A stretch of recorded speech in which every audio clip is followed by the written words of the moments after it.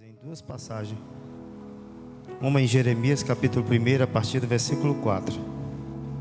E a outra em Lucas capítulo 17, a partir do versículo 11.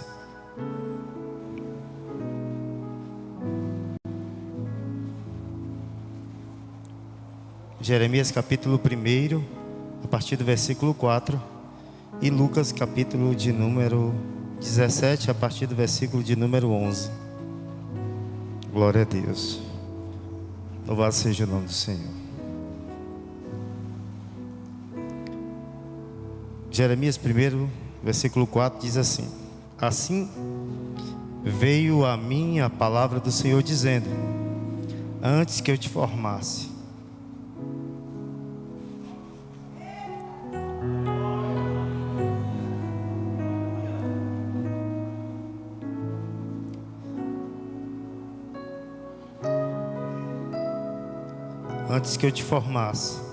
no ventre eu te conheci, e antes que saísse da madre te santifiquei, e as nações te dei por profeta.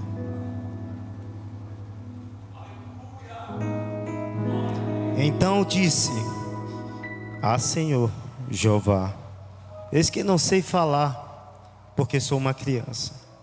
Mas o Senhor me disse: Não digas, eu sou uma criança, porque aonde quer que eu te enviar, irás, e tudo quanto te mandar, dirás.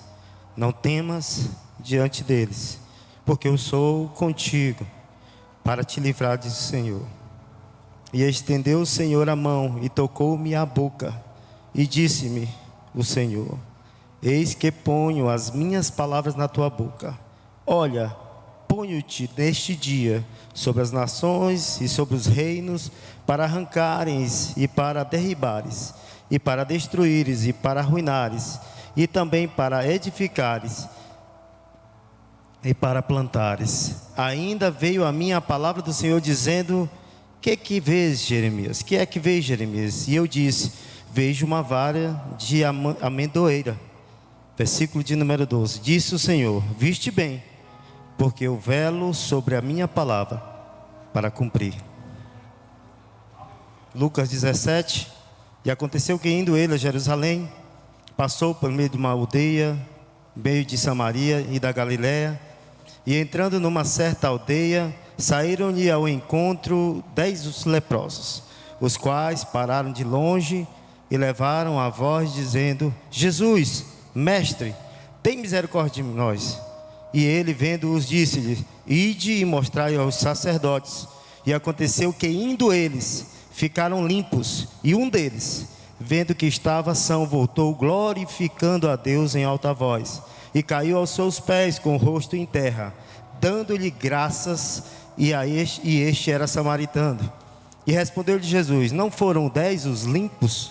E onde estão os 9? Não houve quem voltasse para dar glória a Deus, senão este estrangeiro. E disse-lhe: Levanta-te e vai, a tua fé te salvou. Quero trazer uma saudação para os irmãos. Eu quero dividir ela em duas partes, rapidinho. Uma um pouco mais longa e uma outra bem curta. A primeira, conforme a passagem que nós lemos em Jeremias capítulo 1. Jeremias, diante daquilo que seria juízo de Deus sobre Judá, Deus olha para Jeremias e escolhe ele. Deus chama Jeremias. Mas Jeremias, primeiramente, ele não entende o que Deus queria da vida dele. Na realidade, ele até duvida. Porque isso é comum do ser humano. É comum nas nossas vidas. Quando Deus tem um chamado nas nossas vidas, a gente começa a fazer prova de Deus. A gente começa a discutir com Deus. Aí quando a gente não vê escapatória, aí em vez de a gente se reportar para Deus, a gente começa a reportar para o homem.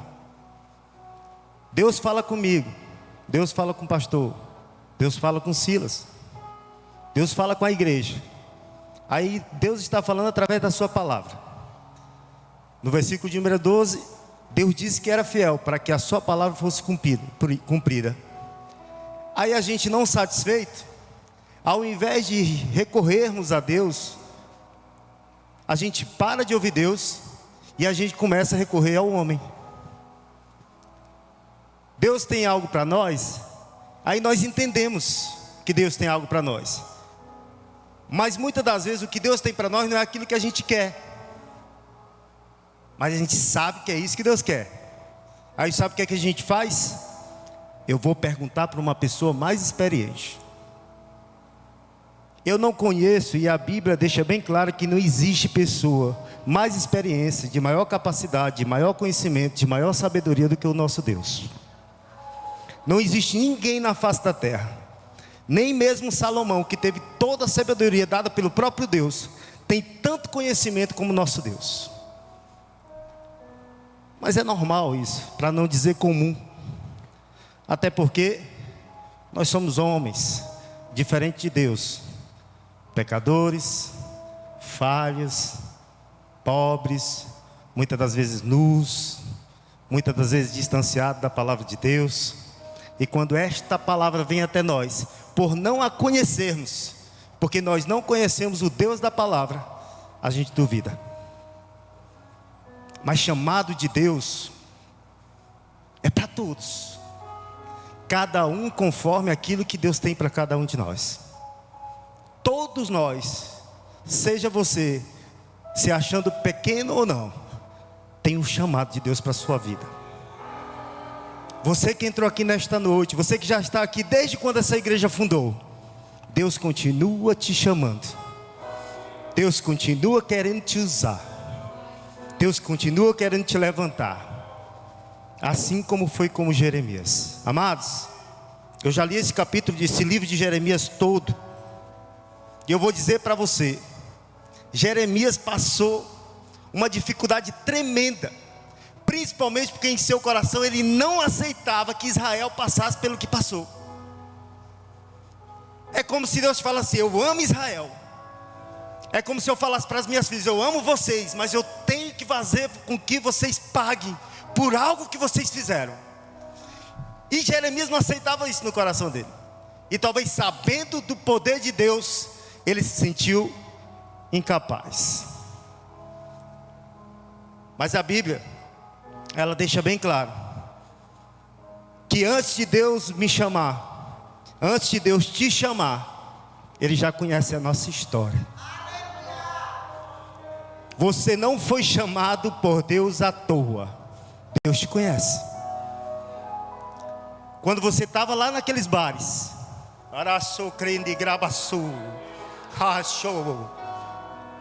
bebendo, prostituto,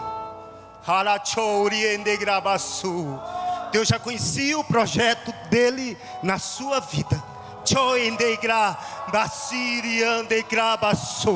Por isso ele te chamou. Quando você estava lá na sarjeta, quando você se sentia um fracassado, Deus já conhecia a tua história. Deus não chama quem Ele não conhece. O grande problema é que nós só podemos aceitar o chamado de Deus quando nós passamos a conhecê-lo. E isso requer intimidade. Isso requer relacionamento.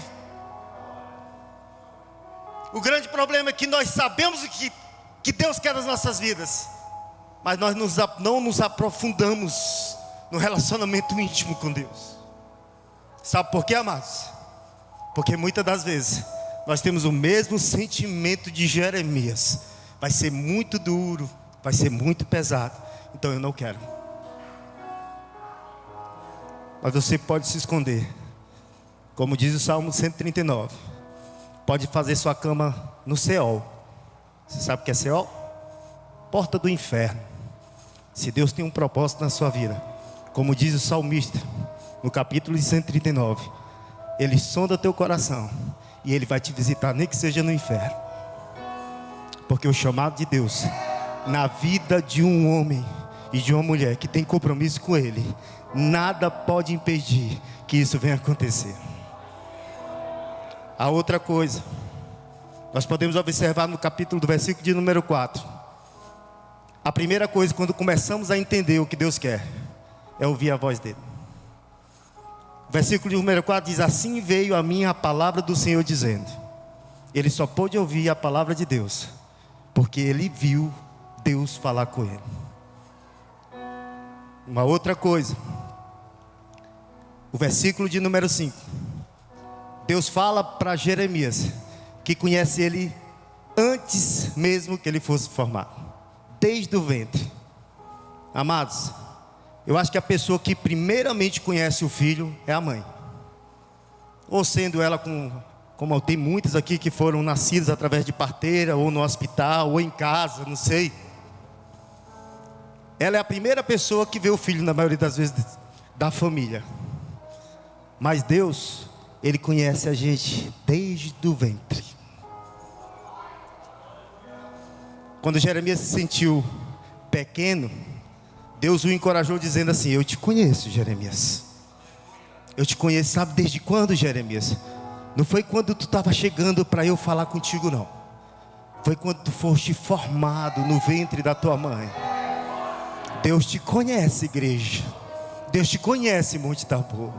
Deus sabe quem é pequeno e é grande se faz de pequeno. Depois Deus sabe quem é pequeno se faz de grande. Deus sabe quem é bom. Deus sabe quem é mau. Deus sabe quem quer algo com Ele. Deus sabe quem quer ter realmente relacionamento com Ele. Deus nos conhece. Antes de você dar a cara no mundo, através da luz, como comumente é chamado, dar a luz, Deus já estava com você, conhecendo você lá no ventre. E isso faz parte do chamado. O que o Senhor está dizendo para Jeremias: o chamado que eu tenho para ti é muito antes daquilo que tu vem falar para mim. O chamado que eu tenho para ti foi quando tu fosse gerado lá no ventre da tua mãe. Eu te escolhi por profeta. Sabe para quê? Para abençoar as nações, para libertar o povo oprimido, cativo. Esse ano é um ano de colheita. 7.200 almas é o nosso objetivo até o final do ano. O que você tem feito para que isso aconteça na sua vida? Que evangelho você tem pregado para que as pessoas possam? O pastor lançou um desafio: 1 mais 1 igual a 1000. O que você vai fazer para que esse objetivo seja atingido? Essa meta que foi traçada seja atingida? É fazer aquilo que Deus te chamou para fazer: ganhar vidas. Às vezes a gente pensa assim: o meu chamado é ser líder de tal lugar. O meu chamado é ser um grande pregador do evangelho. O meu chamado é ser pastor de igreja. O meu chamado é cantar numa banda bonita, igual foi cantado aqui nesta noite. Às vezes você pensa assim: é o meu chamado. Mas Cristo nos ensina que o maior chamado é ganhar almas e vidas para o reino dos céus. Se você tem um chamado e você ainda não entendeu, cumpra pelo menos aquilo que Deus quer para mim e para você: ganhar vidas. Sabe por quê, amados? Não é simplesmente para que essa casa seja cheia, mas é para que o céu seja eternizado com pessoas que um dia você falou do evangelho, cumprindo o chamado de Jesus na sua vida. No versículo de número 6 e 7,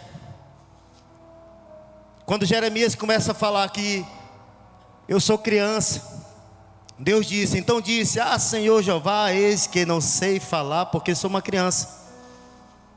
Mas o Senhor me disse: não digas eu sou uma criança, porque aonde quer que eu te enviar, irás, e tudo quanto te mandar, dirás.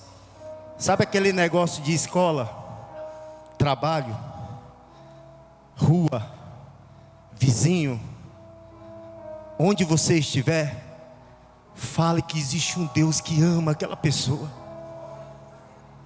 Diga para aquela pessoa que existe um lugar muito melhor do que a casa que ela mora. Diga para aquela pessoa que existe um lugar muito melhor do que a rua que ela mora. E olha que eu tenho excelentes vizinhos, não é, Iracida? vizinhos com casas boas.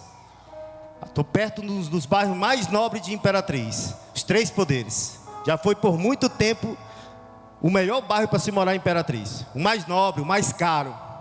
Mas nada se compara àquilo que está aguardado para nós da eternidade.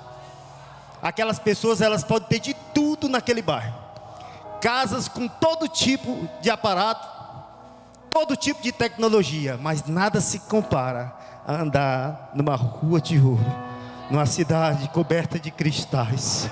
E sabe o que é melhor ainda? Nada se compara em ter 24 horas por dia a presença do próprio Deus, o sol da justiça. Andarás. Sabe por quê? Porque Deus supera as nossas limitações. Jeremias se limitou: eu sou uma criança. E Deus disse: você pode até ser uma criança, mas quando você estiver comigo e entender o seu chamado, você vai superar tudo aquilo que você está falando. Um grande profeta. Onde ele chegou, a mensagem foi pregada e pessoas voltaram ao primeiro amor. Versículo de número 8: não temas diante deles, porque eu sou contigo para te livrar, diz o Senhor. O que Deus fala para nós nesta noite: não há o que temer, amados. Mas a minha situação é bem adversa, João. Não há o que temer. Mas lá em casa o negócio está sério. Não há o que temer, Roberto. Mas a situação é deplorável. Não há o que temer. Mas quem está falando é o Júnior? Não. Deus está falando: não há o que temer. Quando Ele te chama, Ele te capacita. Quando te levanta, Ele te mantém em pé. Quando se levantam, Ele faz cair por terra, porque não há o que temer. Andarás. E é Deus que nos capacita, amados. Versículo de número 9: e estendeu o Senhor a mão e tocou minha boca e disse-me: eis que ponho as minhas palavras na tua boca. Eu não sei falar, sou pequeno. Realmente, diante de Deus nós não temos palavras, mas o dono da palavra nos capacita, amados. É Ele que te capacita. Sabe aquela pessoa que você tanto quer ganhar para Cristo, que às vezes você já tem a vida inteira tentando ganhar ela para Cristo? Às vezes é porque você está usando a forma errada para ganhar ela para Cristo. Você está usando aquilo que você tem, quando Deus quer que você use aquilo que Ele tem. É Ele que te capacita. Ou seja, é Ele que coloca palavras na tua boca. Mas eu estou falando aquilo que eu estou sentindo no meu coração. Mas nem sempre aquilo que o coração está mandando você falar é aquilo que Deus quer que você fale.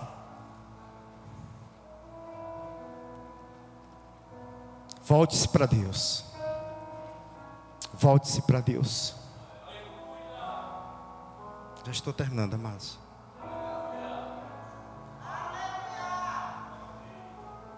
Outra coisa, amados.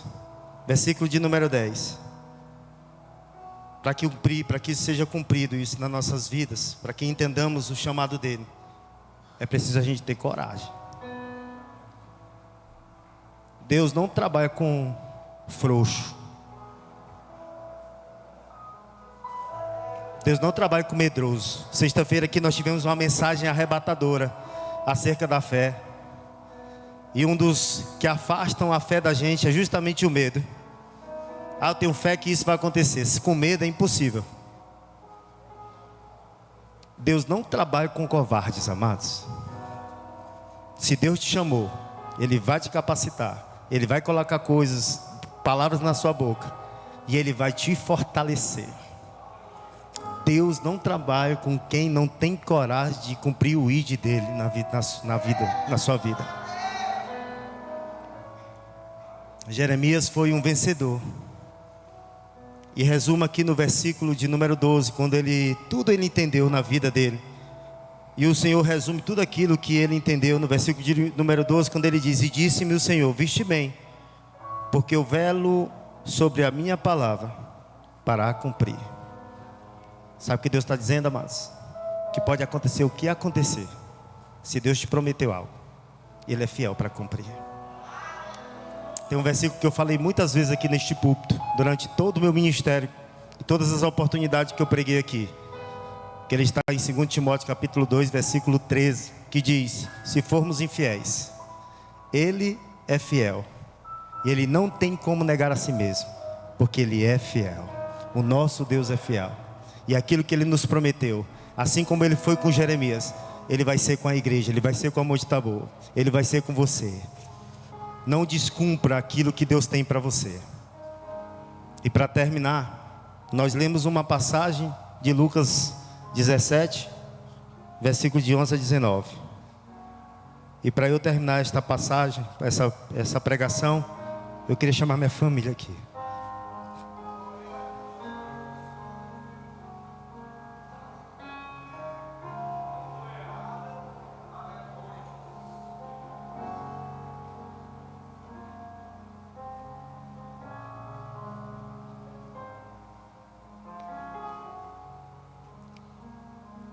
Há 21 anos atrás, eu entrei nessa igreja, igual esses leprosos,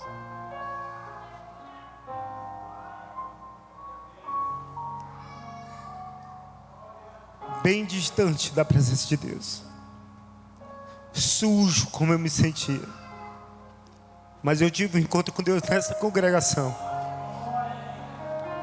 Eu renovei a minha fé e a minha convicção na minha salvação aqui nesta igreja. Eu conheci a minha esposa aqui. Nós constituímos essa família que Deus me deu. Ela nasceu aqui. Ela já tem 39 anos de idade. Há 39 anos ela congrega nesta comunidade. Mesmo que a gente passou uns dias ali fora no Pará, mas toda vez que a gente vinha direto para cá. Foram 39 anos que ela viveu aqui. Talvez para mim está sendo difícil, mas para ela é muito mais. Aqui ela casou-se comigo. Eu tive o prazer e a felicidade de me casar com ela. Aqui eu conheci um sogro maravilhoso que Deus quis levar. Aqui ela perdeu seu pai, mas ela constituiu amigos. A sua mãe está aqui, a sua família está aqui. Eu falo isso porque eu sei que vai ser muito difícil para elas, mas eu louvo a Deus porque ela entendeu o nosso chamado. E louvo mais ainda a Deus que aparentemente a gente não entende, porque minhas filhas entenderam o nosso chamado. E eu estou muito feliz de poder ter participado e começado o meu ministério como um grande homem de Deus, que eu sou um grande homem de Deus. Você é uma pessoa grande diante de Deus. Só deixa Deus usar você. E eu louvo a Deus porque comecei o meu ministério como homem de Deus nesta congregação. E hoje é o nosso último culto como membro desta congregação. Eu louvo a Deus por cada vida. Eu louvo a Deus pela vida de vocês. Eu louvo a Deus por cada oração. Eu louvo a Deus porque Deus levantou um exército para interceder pela minha família. Eu tenho alguns arrependimentos, que eu poderia ter aproveitado mais os cultos. Eu poderia ter aproveitado mais estar com vocês. Porque só eu sei, e minha família sabe, o tanto que a gente vai sofrer longe de vocês. Mas eu não estou falando isso como uma carga na minha vida. Eu estou falando porque eu constituí aqui amigos que eu vou levar para o resto da minha vida. A nossa família constituiu amigos que nós vamos levar para o resto das nossas vidas. Eu não estou dando um adeus, mas a gente vai ter que se afastar por uma questão ministerial. Essa semana é provável que a gente assuma uma congregação. O pastor já falou algumas vezes, para quem não sabe. E eu vou cumprir aquilo que Deus tem para a minha vida, que é o meu chamado. Eu vou fazer, eu sou neto de pastor, eu sou filho de pastor, e hoje eu sou pastor. Eu oro a Deus para que as minhas filhas casem com pastores, grandes homens de Deus. Eu oro a Deus para que os filhos de vocês casem com grandes pastores, grandes ministros do Evangelho, porque só eu sei o que é ser filho de pastor e quem é filho de pastor. E é a coisa mais maravilhosa do mundo. Está aqui o Jimmy, que é filho de pastor. A coisa mais maravilhosa do mundo é ser filho de pastor. Ah, mas é tanta pedrada, é tanta coisa, não é, Ademir? Delmir, filho. Tão difícil, né? Né, Bárbara? Cadê a Bárbara? Está aqui? Tá não, né? É tão difícil, né, ser filho de pastor. Mas a coisa mais gratificante é aprender com quem sabe e se dedica na palavra de Deus. Tudo, eu já falei várias vezes que tudo que eu aprendi acerca da palavra, os meus primeiros passos, eu aprendi na minha casa, no culto doméstico. Meu pai me ensinou o que é verdadeiramente ser um líder, um grande homem de Deus, um marido fiel, uma pessoa dedicada à palavra. E me ensinou também a ser pastor. Então eu vou cumprir aquilo que Deus, não o que o meu pai está me passando, mas aquilo que Deus está me outorgando que faça, que é o meu chamado. E eu louvo a Deus pela vida de cada um de vocês. O que eu peço de vocês, não vou pedir para vocês me visitarem não, que vai que vocês gostem e não volta, e nós temos uma recomendação. Mas se vocês quiserem de vez em quando, amém. Até o pastor também, eu falei até que ia levar o pastor para me ajudar lá. O que eu peço de vocês é que apenas continuem orando por nós. Quando vocês estiverem lá, que às vezes a gente esquece mesmo, a gente é falho. Estou aqui orando para Deus salvar fulano. Opa, lembrei do Júnior. Eu tenho certeza que as vossas orações vão chegar lá, até a nossa família, até as nossas vidas. Que Deus abençoe cada um de vocês. Eu queria agradecer a Deus pela vida do meu pastor, pela confiança, pelo tempo que ficamos aqui, como co-pastor dessa igreja, junto com o Givanildo, o irmão Gessé, todos os obreiros, banda MDC, minha pastora, Silas, Valber, todos que se eu for falar o nome, Tom e Luiz, parceiro. É uma despedida, amados. Infelizmente nesse sentido, todas as pessoas aqui, irmão Arnaldo aqui, grande homem de Deus, muitas, minha vizinha Iracilda, que eu vou sentir, ainda bem disse, a gente não vai se afastar, né, Iracilda? Porque eu vou continuar morando ali perto de tu, tá? Mas eu queria agradecer a Deus por todas as pessoas que estão aqui nessa nova tempo e aquelas pessoas que não estão aqui, pela minha família, que é a família da Eliséia. Também quero agradecer a Deus. E que Deus possa abençoar cada um de vocês. E estamos juntos. Até a volta de Cristo, em nome de Jesus.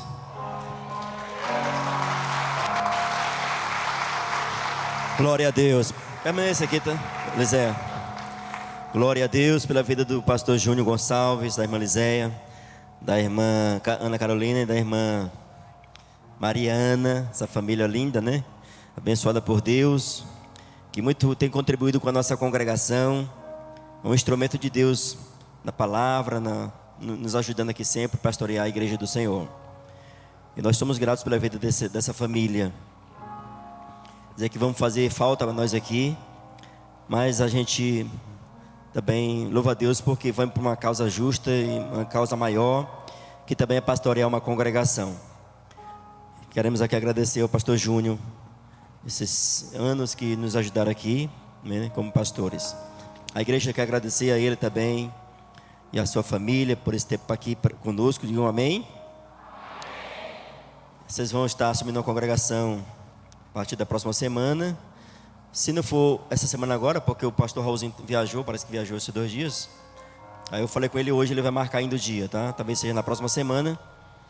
E aí a gente vai avisar para a igreja para estar lá dando a posse ao pastor Júnior e sua família.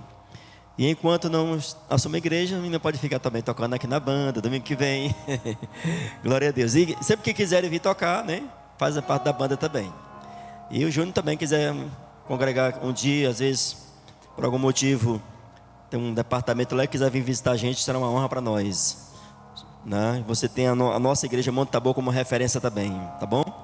Glória a Deus. Eu quero convidar aqui a Iracilda, que vai ler um histórico da vida do pastor Júnior Gonçalves. Depois estaremos orando por eles.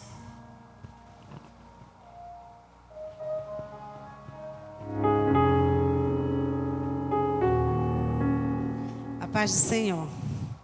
Tinha que ser eu, né, Júnior? Amados, rapidinho, alguns irmãos aqui, a maioria conhece a vida do Júnior e da Eliséia, mas alguns não conhecem o percurso que eles passaram, e para o conhecimento de todos. Agora, pastor Luiz Gonçalves da Costa Júnior, casado, data de nascimento, dia 20/4/77, natural de Imperatriz, que tem como sua esposa Eliséia Gonçalves Leite Costa, suas filhas Ana Carolina, já com 17 anos, que vai ser um braço forte, Mariana, com 13 anos, outro braço forte, pode ter certeza. O Júnior foi corista no coral, corista no vocal, corista da banda de música, professor da escola bíblica dominical, líder da escola bíblica dominical, vice-líder da escola bíblica dominical, líder de missões, vice-líder de missões, líder da família congregacional, líder da família geral na IEAD, vice-líder da família geral, co-pastor congregacional. Ele foi separado para o diaconato em 2009. 2011 foram passar um tempinho abençoando também e sendo abençoado ali no Pará, em Redenção, né? Lá em 2013 ele foi separado para o presbitério e voltando em 2018 para cá, com uma vasta experiência, inclusive eu, com toda a amizade que tenho pela família, praticamente eu vi a Eliséia nascer. Cheguei aqui, ela era menininha, né? E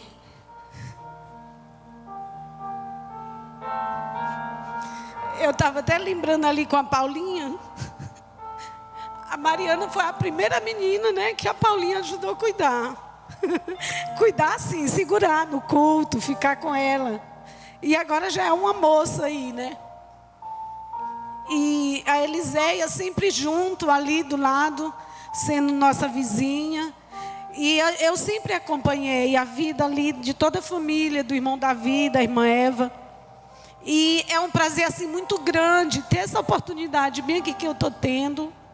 Para quem não sabe, vale a pena eu falar, pastor, que o Júnior conquistou de uma forma assim inexplicável o coração da minha neta. Não é todo mundo que conquista, não. A Isabela, a menor. E ela está assistindo, Júnior, pode ter certeza, que ela não pôde vir por alguns motivos. E ela te ama assim, que tu pode ter certeza que tu vai estar nas orações dela. Viu? E de todos nós, com certeza. Então, lembrando aqui, quando Eliséia voltou de Redenção, quem conhecia Eliséia desde novinha, como eu e algumas pessoas, viram a diferença. Eu estou falando na questão espiritual. Como Eliséia amadureceu. Às vezes, a gente precisa sair um pouco de casa. Quando eu falo casa, não só família, mas até da nossa própria igreja, porque às vezes a gente se acomoda, né? E a gente cresce. E esse crescimento, eu tenho certeza que foi te preparando para esse momento, Eliséia. E em 2018 voltaram, em 2019 e 2020 lideraram o curso de casais, né? E foi vice-líder do pastor Givanildo. E é isso, irmãos. E a gente assim fica louvando a Deus, porque a gente vê o crescimento espiritual, não só do Júnior, não só da Eliséia, mas deste casal. Eu falei ali para a Paulinha, eu digo, gente, eu estou sempre falando Paulinha porque eu estou sentado do lado dela. Mas como as tuas duas filhas vão ser assim um braço forte no ministério de vocês. Já é professora, né, musicista. Então assim, com certeza, eu lembro de mim, como você disse, é muito difícil ser filha de pastor. É muito difícil, mas é muito gratificante também. É muito gratificante. Tudo bem que a gente perde o nome, agora vai ser filha do pastor, não vai ser mais, né? Vai ser a esposa do pastor, né, pastora? Mas tudo isso é para a honra e glória do nome do Senhor. E com certeza vocês serão muito abençoados. Glória a Deus. Quero chamar a missionária Raimundinha para entregar meu nome? Essas flores em nome de toda a igreja para a missionária Eliséia.